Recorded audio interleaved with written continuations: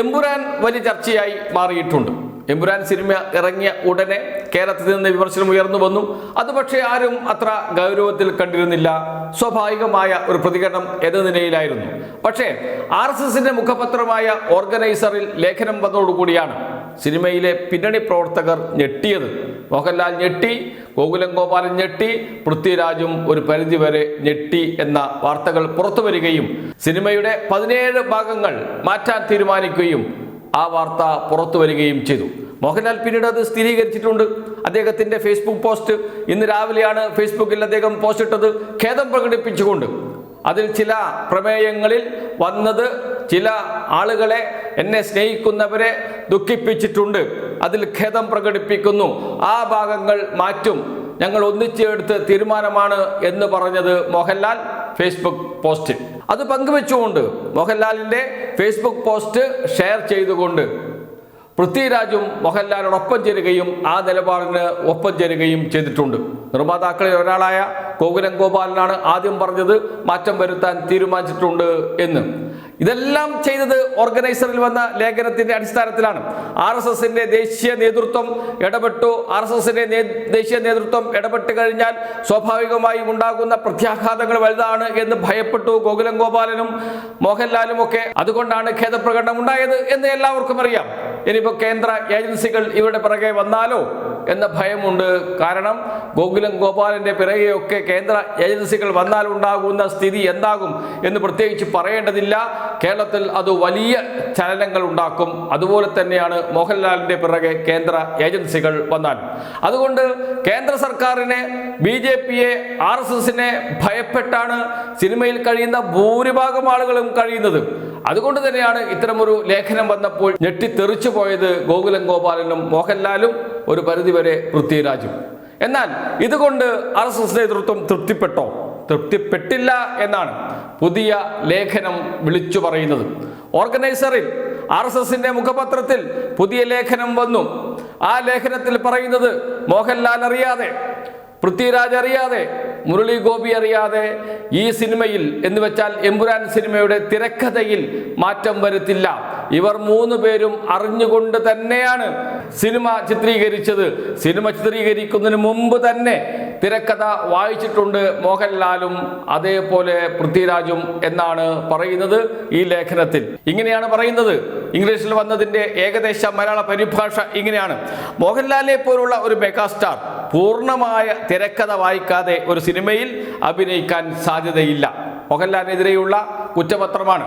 ഒരിക്കലും മോഹൻലാൽ എന്ന നടൻ മെഗാസ്റ്റാറാണ്, അദ്ദേഹം ഒരു തിരക്കഥ വായിക്കാതെ സിനിമയിൽ അഭിനയിക്കാൻ തയ്യാറാകില്ല.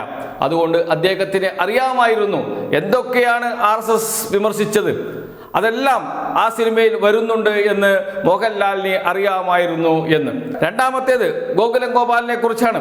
ഗോകുലം ഗോപാലിനെ പോലുള്ള ഒരു സമർത്ഥനായ ബിസിനസ് ടൈക്കൂൺ കഥയെയും തിരക്കഥയെയും കുറിച്ച് പൂർണ്ണമായ അറിവില്ലാതെ ഒരു സിനിമയിൽ നിക്ഷേപിക്കാൻ സാധ്യതയില്ല.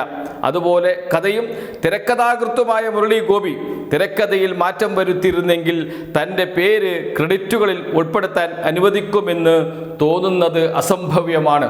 എന്ന് വെച്ചാൽ തിരക്കഥ എഴുതി കൊടുക്കുന്നത് മുരളി ഗോപിയാണ്. അതിൽ മാറ്റം വരുത്തിയാൽ മുരളി ഗോപി ആ തിരക്കഥ തൻ്റേതാണ് എന്ന് പറയില്ല. സിനിമയിൽ എഴുതി കാണിക്കുമ്പോൾ, തിരക്കഥാകൃത്തിന്റെ പേര് എഴുതി കാണിക്കുമ്പോൾ അവിടെ മുരളി ഗോപി എന്ന് ചേർക്കാൻ അനുവദിക്കില്ല എന്നാണ് ഓർഗനൈസർ പറയുന്നത്. അതുകൊണ്ട് എല്ലാ കുറ്റവും പൃഥ്വിരാജിൽ കെട്ടിവെക്കാൻ ശ്രമിക്കേണ്ട. പൃഥ്വിരാജ് മാത്രമല്ല, നിങ്ങളെല്ലാം അറിഞ്ഞുകൊണ്ട് തന്നെയാണ് ഈ നീക്കം നടത്തിയത് എന്ന് പറയുകയാണ് RSSന്റെ ദേശീയ നേതൃത്വം.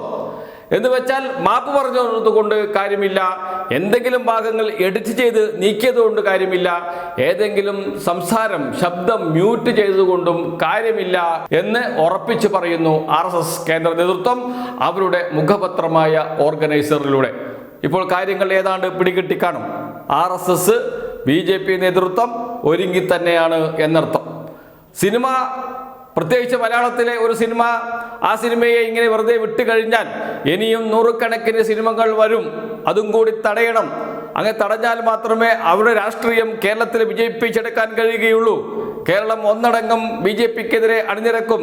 അത് പാടില്ല, അത് RSS നേതൃത്വം ഭയപ്പെടുന്നുണ്ട്. ഈ സിനിമയിൽ വന്ന ഈ ചെറിയ പരാമർശത്തിന് എതിരെ വലിയ കോലാഹലം ഉണ്ടാക്കുകയും ദേശീയ RSS നേതൃത്വം BJP നേതൃത്വം തന്നെ ഇടപെടുകയും ചെയ്യുമ്പോൾ ഇനിയുള്ള സിനിമ നിർമ്മാതാക്കളും സംവിധായകരും ഒക്കെ ഒന്ന് മടിക്കും ഇത്തരം സിനിമകൾ ചെയ്യാൻ. അവരെയും കൂടി ഭയപ്പെടുത്തി നിർത്തണം. അതാണ് RSSന്റെ ലക്ഷ്യം. ഒരു ഖേദം പ്രകടിപ്പിച്ചാൽ തീർന്നതല്ല എന്ന് പൃഥ്വിരാജിനെയും മോഹൻലാലിനെയും ഗോകുലം ഗോപാലിനെയും ഓർമ്മപ്പെടുത്തുകയല്ല RSS BJP നേതൃത്വം ചെയ്യുന്നത്. കേരളത്തിലെ എല്ലാ സിനിമാ പ്രവർത്തകർക്കുമുള്ള ഒരു മുന്നറിയിപ്പായി ഇത് മാറ്റാനാണ് RSSന്റെയും BJP നേതൃത്വത്തിന്റെയും ശ്രമം. അതാണ് ഇവിടെ കാണുന്നത്. എന്തായാലും മലയാള സിനിമയിലെ ഒരു കറുത്ത അധ്യായമായി ഇത് മാറും എന്ന കാര്യത്തിൽ സംശയമേയില്ല. മാപ്പ് പറഞ്ഞിട്ടും മോഹൻലാലിനെ വിടാൻ, പൃഥ്വിരാജിനെ വിടാൻ, മുരളി ഗോപിയെ വിടാൻ തയ്യാറല്ല RSS നേതൃത്വം. അതിലൂടെ ഒരു കൃത്യമായ സന്ദേശം മലയാള സിനിമയ്ക്ക് നൽകുക, മലയാളത്തിലെ കേരളത്തിലെ സാഹിത്യ സാംസ്കാരിക രംഗത്ത് പ്രവർത്തിക്കുന്നവർക്ക് നൽകുക.